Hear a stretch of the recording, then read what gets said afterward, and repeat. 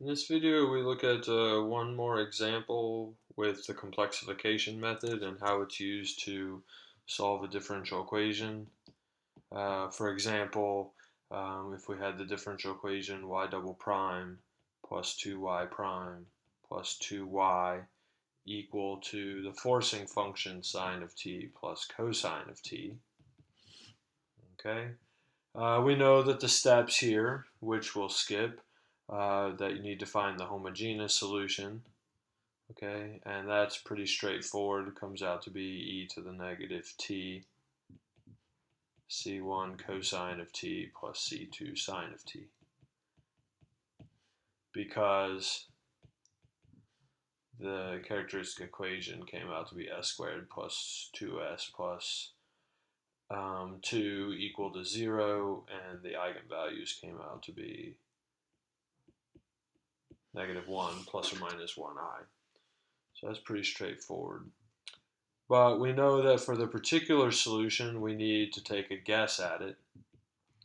And the complexification method hinges on the idea that we are going to complexify our guess. Complexified guess. That complexified guess comes from taking the forcing function, which was sine of t plus cosine of t, and complexifying the forcing function itself. Okay, so we need to figure out what goes here.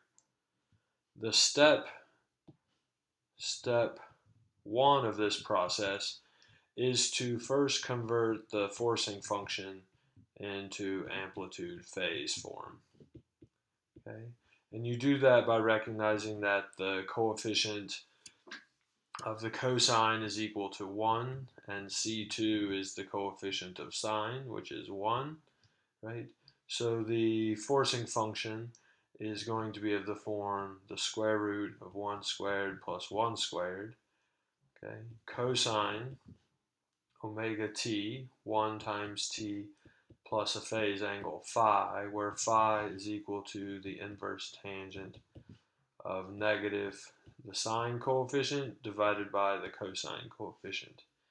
And the inverse tangent, which leads you to the inverse tangent of -1, is going to be negative pi over 4. Okay, so you have realized that the first step is to put the forcing function into the form cosine of t minus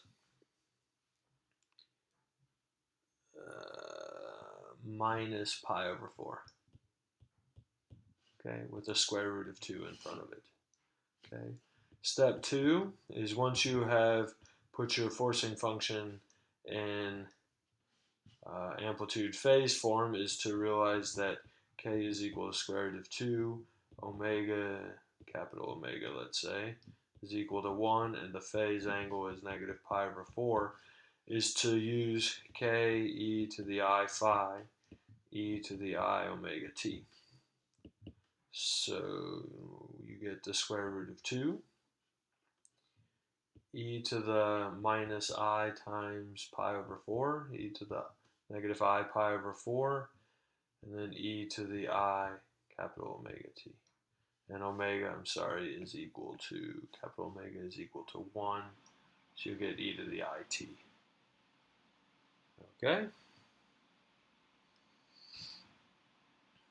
And this is what we are calling the complexified forcing function. Okay? F complexified of t. And it will be true that the real part of the square root of 2, e to the minus I pi over 4, e to the I it, will be equal to the square root of 2 cosine of t minus pi over 4. Okay. So now that you have your complexified forcing function, it's possible to move on to taking a guess at your particular solution, but your particular solution is the complexified guess. So it's going to be of the form alpha square root of 2 e to the minus I pi over 4 e to the it. Okay. And what needs to happen then is that that guess needs to be substituted into the differential equation. Okay.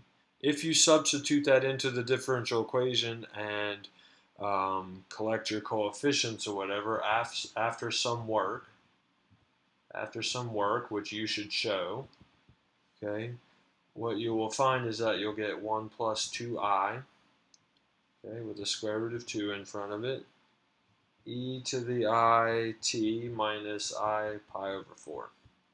Okay, and that's going to be equal to the complexified forcing function, square root of 2 e to the it minus I pi over 4. Okay, which means that you need to equate the coefficients here, okay, to get the square root of 2, 1 plus 2i. Okay, where did the alpha go?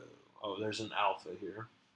1 plus 2i times alpha, that's supposed to be equal to the square root of 2, which means that alpha is 1 over 1 plus 2 times I. Okay, which if you multiply by the conjugate will be converted to 1/5 minus 2/5 I. Okay. So now you know that your complexified solution, okay, is going to be the homogeneous plus the complexified particular solution, which was e to the negative t, c1 cosine of t plus c2 sine of t, plus 1/5 minus 2/5 I times your complexified guess, square root of 2 e to the it minus I pi over 4. Okay. Now what you want is the real solution. You want the solution without any of the complex exponentials, and that's where you have to go back and take the real part of the complexified particular solution. Okay, so this stays the same. That will not change. But when you take the real part, okay, and this will be left to you as an exercise,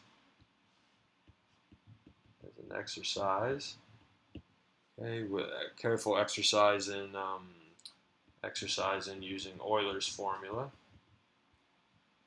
Okay, what you will find that you get is negative 1/5 cosine of t plus 3/5 sine of t.